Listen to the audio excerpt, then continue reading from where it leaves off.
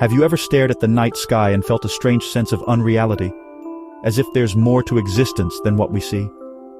That cosmic itch, the suspicion that reality might be deeper, stranger, or even artificial, has moved from late-night musings to serious academic debate. The simulation hypothesis suggests our world could be a sophisticated, cosmic-scale video game, crafted by an intelligence beyond our comprehension. This idea challenges everything: the solidity of the ground, the air we breathe, even the flow of time. What if these are just rules of a program, lines of code in a universe-sized simulation? Humanity has been humbled before, realizing we're not the center of the cosmos, our sun isn't special, our galaxy is ordinary. The simulation hypothesis is the ultimate humility. Maybe we're not even in base reality. Could we be digital echoes? Or a grand experiment on a cosmic supercomputer? Let's explore where this idea came from, why brilliant minds take it seriously, and what it would mean if it's true. Buckle up. The universe is about to get a lot weirder. In 1999, The Matrix did more than dazzle with special effects. It planted a seed of doubt about reality itself. Neo's discovery that his world is a simulation, the Matrix, became a metaphor for questioning everything we know. The film's red pill or blue pill choice is now cultural shorthand for facing uncomfortable truths. The Matrix modernized ancient questions like Plato's allegory of the cave. Are we just seeing shadows, mistaking them for reality? For many, it was the first time they wondered, how can I be sure my world is real?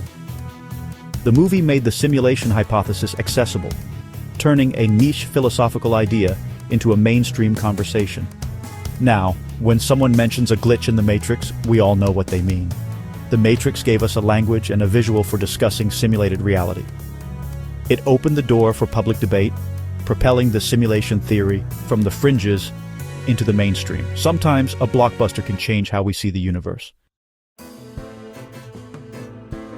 So what is the simulation hypothesis, really? Strip away the sci-fi. It's the idea that our universe is an artificial simulation, running on a computer built by a more advanced civilization. Imagine a cosmic-scale video game, except we're the characters, and everything we know is part of the code. This isn't magic, it's a logical extension of our own technological progress. In just decades, we've gone from Pong to photorealistic VR and complex simulations of weather and galaxies. If this trend continues, it's plausible that a civilization could simulate conscious beings and entire universes. The simulators would exist in a higher reality, and for them, our universe might be a research project or entertainment. Our laws of physics could just be parameters set by the programmers. The speed of light? Maybe it's the processing speed of their cosmic computer. If we're in a simulation, we can't perceive the outside reality.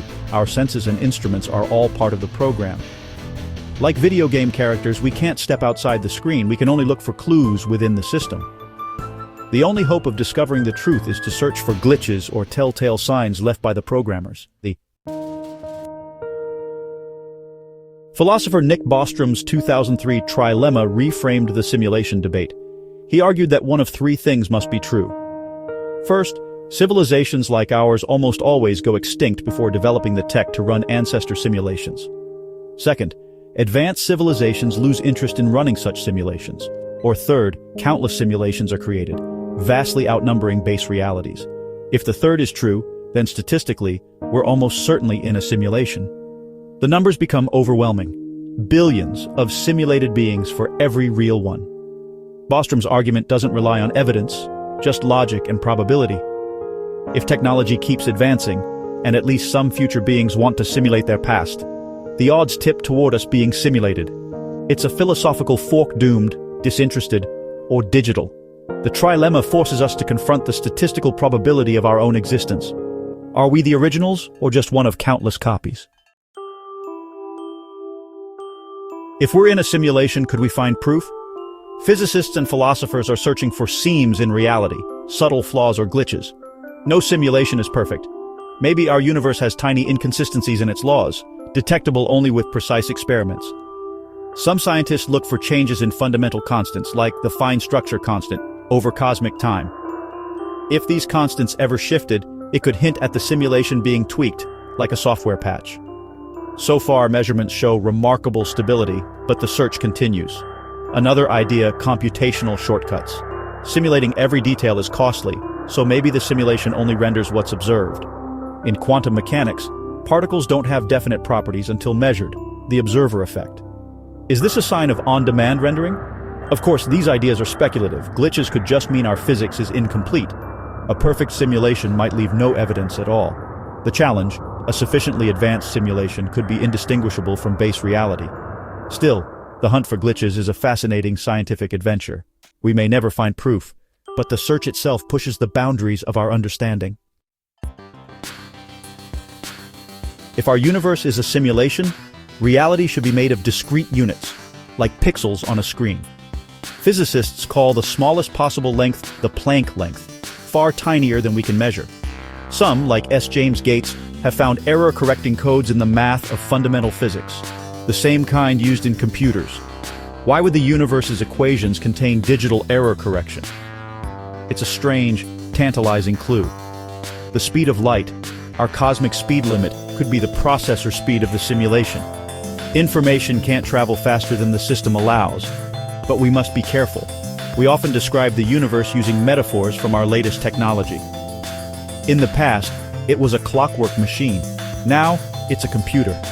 The idea of a pixelated universe might just reflect our digital age, not reality itself. Analogies aren't evidence, but they can inspire new ways of thinking. The universe isn't required to fit our metaphors. Still, the digital clues are hard to ignore. If we're simulated, why this era? The ancestor simulation idea suggests future civilizations might want to study their past in perfect detail. They could run simulations to understand history, learn from mistakes, or satisfy curiosity, just as we study ancient civilizations. Our time might be pivotal, the dawn of digital technology, the foundation for their own existence. Simulations could be nested, simulated beings creating their own simulations, leading to layers upon layers of realities. This infinite regress makes it even more likely we're not in base reality. We could be one of millions of layers deep in a cosmic stack. The motive, curiosity, research, or simply the nature of advanced intelligence. Let's pump the brakes. The simulation hypothesis is fascinating, but it faces serious criticism. First, it's likely unfalsifiable. If the simulators can hide evidence, how could we ever prove or disprove it? Science demands testable theories, and this one might be immune to testing. Second, the computational power required to simulate an entire universe is mind-boggling, maybe even impossible. Some argue the best way to compute a universe is simply to be a universe. There's also a hint of cosmic narcissism.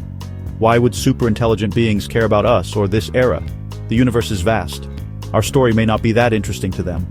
Occam's razor suggests the simplest explanation is best. Maybe reality is just reality.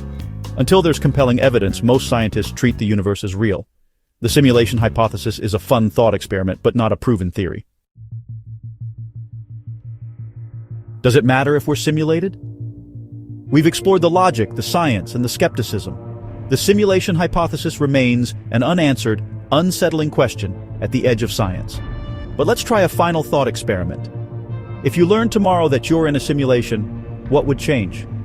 Probably not much.